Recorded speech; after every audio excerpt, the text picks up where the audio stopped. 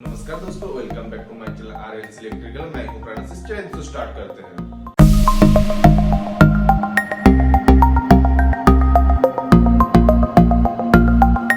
तो दोस्तों, आज मैं फिर से एक नया वीडियो लेके आ गया हूं जो स्मार्ट होम ऑटोमेशन के ऊपर।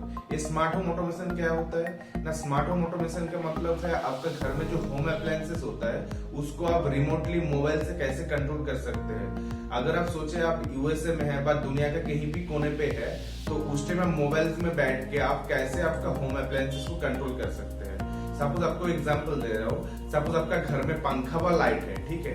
अगर आप भूल गए आपका पंखे को बंद करने एंड आप चले गए यूएसए, ठीक है, एंड आपका पंखा आपका घर में चल रहा है, तो उस टाइम आप कैसे उसको बंद करेंगे? आप मोबाइल के थ्रू से इंटरनेट को एक्सेस करके आप यूएसए में बैठ के आप इसको बंद कर सकते हैं। उसके बारे में ही मैं आज बताऊंगा।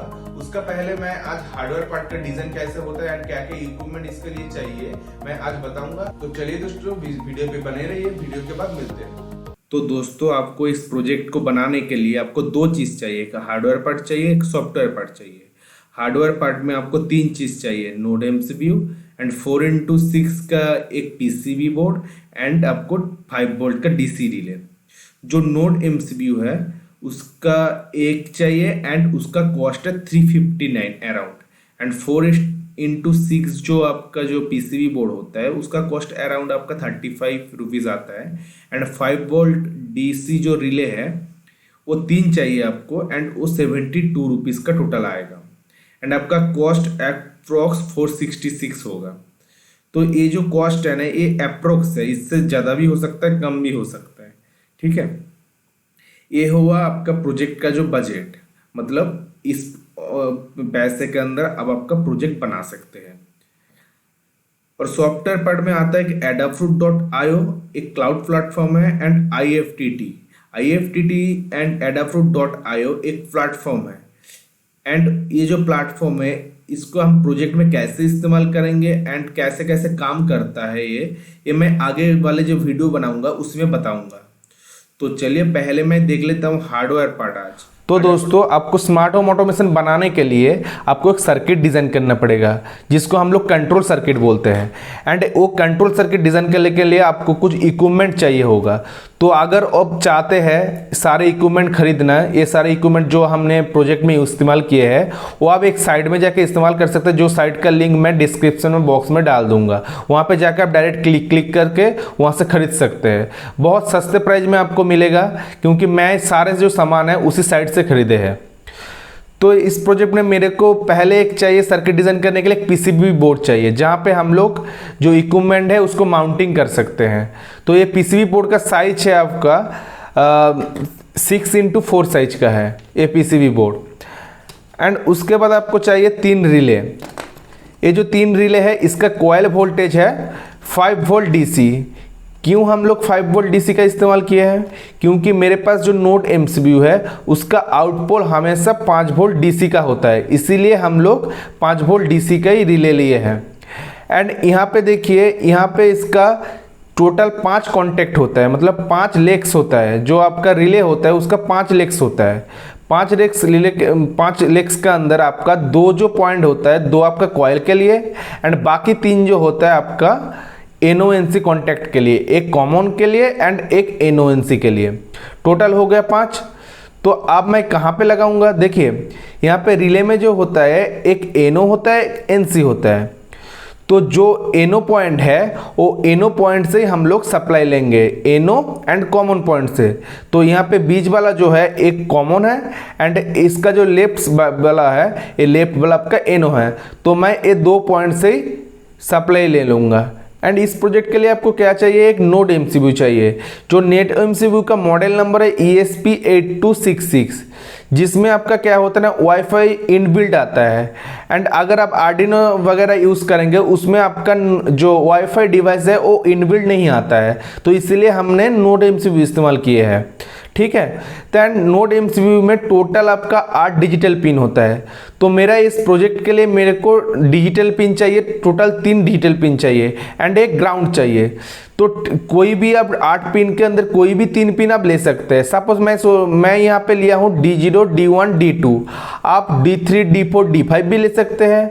कोई भी 3 इनपुट लेना है मेरे को डिजिटल, ठीक है। अब जो मैं सर्किट डिजाइन करने जा रहा हूँ ये है उसका सर्किट डायग्राम। एंड यहाँ पे देखिए पावर सप्लाई है नोड एमसीयू में जो गया है। नोड एमसीयू में पावर सप्लाई देने के लिए आप यूएसबी इस्तेमाल कर सकते हैं। आपके पास अगर यूएसबी केबल होगा आप चार्जर से उसको दे सकते हैं। एंड उसके बाद यहाँ पे 3 रिले है जो 5 वोल्ट में ऑपरेट होता है।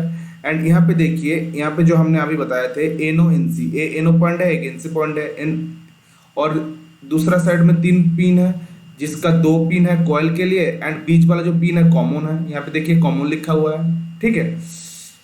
एंड यहाँ पे देखिए नोड एमसीयू जो है यहाँ पे D0, D1, D2, D3 ऐसे करके D8 तक आपका डिजिटल पिन है, ठीक है। अब यहाँ पे देखिए जो मैं क्या बोला था, मैं बोला था यहाँ पे D0, D1, D2 3 पिन मेरे को लेना है, ठीक है। तो मैं क्या किया, D0, D1, D2 ये जो 3 पिन है एक एक रिले के लिए हमने इस्तेमाल किए हैं। सपोज एक फर्स्ट वाला रिले है, ठीक है। फर्स्ट वाला रिले में क्या किया हमने, एक जो कॉइल है कॉइल का एक पॉइंट से हमने क्या किया D0 से उठा के दे दिए। देखिए D0 के साथ कनेक्टेड है ये वायर, ठीक है। एंड उसके बाद दूसरा वाला जो रिले है उसका एक पॉइंट जो है कॉइल का वो मैं D1 से उठा के दे दिया, ठीक है। एंड तीसरा वाला जो मेरा रिले है उसका मैं जो रिले का कॉइल है उसको मैं D2 से उठा के दे दिया। एंड दूसरा जो कॉइल का टर्मिनल है तीनों कॉइल रिले का उसको मैं कॉमन कर दिया। देखिए यहाँ से जो येलो कलर का गया है, यहाँ से गया है, यहाँ से गया है एक वायर, यहाँ से एक वायर गया है, ये तीनों को मैं कॉमन कर दिया एंड ग्राउंड के साथ उसको जोड़ दिया। ये देखिए नोड में ग्राउंड है उसके साथ मैंने डाल दिया तीनों को कॉमन करके, ठीक है। एंड दूसरा जो टर्मिनल होगा ये तो हो गया आपका कंट्रोल सर्किट। अब पावर सर्किट के लिए क्या करना पड़ेगा, पावर सर्किट के लिए आपको कॉमन इस्तेमाल करना पड़ेगा एंड आपको इनो जो पॉइंट है उसको इस्तेमाल करना पड़ेगा। सपोज ए वाला रिले सोचिए, यहाँ पे क्या किया हमने, यहाँ पे जो बीच वाला जो कॉमन पॉइंट है सबका कॉमन पॉइंट देखिए कॉमन कर दिया हमने। देखिए वायर के साथ कॉमन कर दिया। देखिए एक ग्रीन कलर को जो है पूरा तीनों को साथ कॉमन कर दिया हमने। तीनों को कॉमन करके मैंने 230 वोल्ट सप्लाई डाल दी इसमें, ठीक है। अगर 230 वोल्ट सप्लाई डाल दिया एंड दूसरा पॉइंट क्या किया हमने, एनो पॉइंट। एनो पॉइंट को क्या किए, लेके चले गए लाइट में, जो आपको मतलब ऑटोमेशन करना है आपका घर में जो जिस लाइट का उस लाइट में सप्लाई दे दिए इस एनो पॉइंट से उठा के, ठीक है। एंड दूसरा वाला जो रिले है सेम चीज क्या है, एनो पॉइंट से उठा के क्या किया वो लाइट पे चला गया। एंड तीसरा वाला जो है आपका पंखे में अगर देंगे तो पंखे में चला गया एनो पॉइंट से उठ के। तो अगर आप इसमें सप्लाई देंगे इसी सप्लाई तो क्या होगा, जब ये रिले ऑपरेट होगा मतलब वो रिले क्या होगा, अभी नॉर्मल पोजीशन में एनसी है, इसके साथ कॉन्टेक्ट है ये दोनों का। एंड जब आपका एक्साइटेशन मिलेगा मतलब आपका रिले ऑपरेट होगा उस टाइम क्या होगा, ये जो एनो है वो एनसी बन जाएगा एंड इसके साथ कांटेक्ट बन जाएगा आपके कॉमन के साथ, एनो जो है वो कांटेक्ट बन जाएगा एंड सप्लाई इधर से पास होके आपका लाइट में चला जाएगा, ठीक है। सेम चीज ये दोनों रिले के लिए है। अब मैं ये सर्किट डायग्राम के हिसाब से मैं हार्डवेयर का वायरिंग कर लेता हूँ।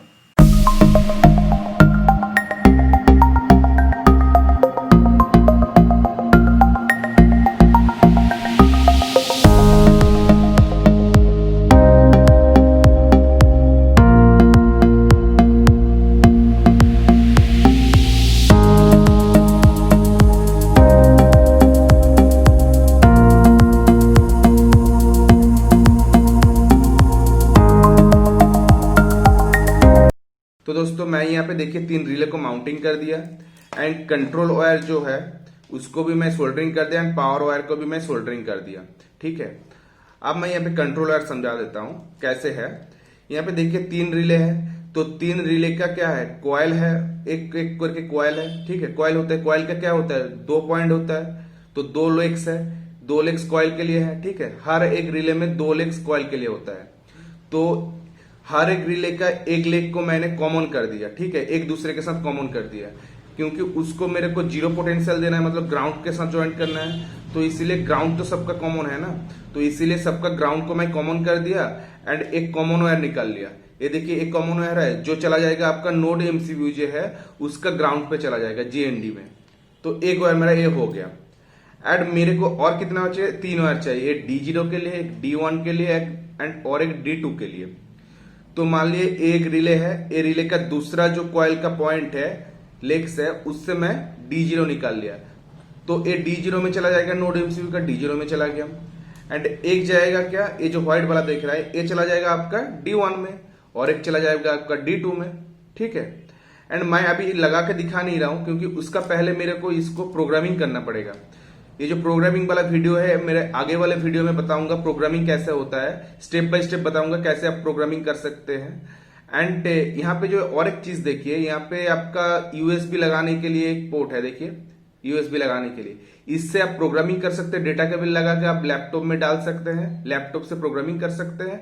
एंड इसके माध्यम से आपको इसको पावर अप भी कर सकते हैं। जैसे आपके पास चार्जर तो होगा ही, चार्जर से क्या करना है, इसको पावर अप कर लेना है, यहाँ पे यूएसबी लगा के, जैसे मोबाइल चार्ज करते हैं उसी टाइप का आप इसको चार्ज कर सकते हैं, ठीक है। एंड यहाँ पे और एक चीज देखिए, यहाँ पे जो पावर वाला सप्लाई है, पावर वाला सप्लाई का भी सेम है। हर एक रिले में मैं क्या बोला था, हर एक रिले में एक कॉमन पॉइंट है, जो एसी सप्लाई का एक कॉमन पॉइंट है। तो मैं क्या किया, सारे कॉमन पॉइंट को इकट्ठा कर दिया, मतलब एक साथ कर दिया। देखिए ए रिले का कॉमन पॉइंट इसके साथ जोड़ दिया, एंड इस रिले का कॉमन पॉइंट इसके साथ जोड़ दिया, एंड एक वायर निकाल लिया उससे। तो यहाँ पे मैं क्या करूंगा, इसमें सप्लाई दे दूंगा, ठीक है। जो मेरा एसी सप्लाई 230 वोल्ट आता है, तो इसमें मैं सप्लाई दे दूंगा, ठीक है। एंड बाकी जो रिले का जो पॉइंट है, बाकी जो एनो पॉइंट है, एनो पॉइंट से एक एक करके हर रिले का मैं निकाल लिया। देखिए ये जो रिले है, ये रिले से मैं एनो पॉइंट एक निकाल लिया, एंड इस रिले का भी एनो पॉइंट से एक निकाल लिया हमने, एंड इस रिले का भी एनो पॉइंट से और एक वायर निकाल लिया। तो मेरा ये जो D0 है, जो D0 रिले है, मतलब D0 के लिए जा रहा है, तो उसके लिए मान लीजिए इसको एक लाइट में लगा देंगे, इसको एक लाइट के दूसरा लाइट में लगा देंगे, इसमें पंखा के लगा देंगे, कोई भी किसी में लगा सकते हैं आप, कोई प्रॉब्लम नहीं है। तो दोस्तों आज का वीडियो यहाँ तक ही था। एंड आज का वीडियो में आप लोगों को कुछ भी कंफ्यूजन होगा, कुछ भी क्लियरिटी चाहिए आप लोगों को, तो आप इंस्टाग्राम या फेसबुक पर मेरे साथ बात कर सकते हैं। एंड मिलते हैं अगला वीडियो में, तब तक के लिए मेरा चैनल RLC इलेक्ट्रिकल को देखते रहिए, चैनल को सब्सक्राइब शेयर भी कर दीजिए, एंड मन में ठान लीजिए, लर्न विद पैशन।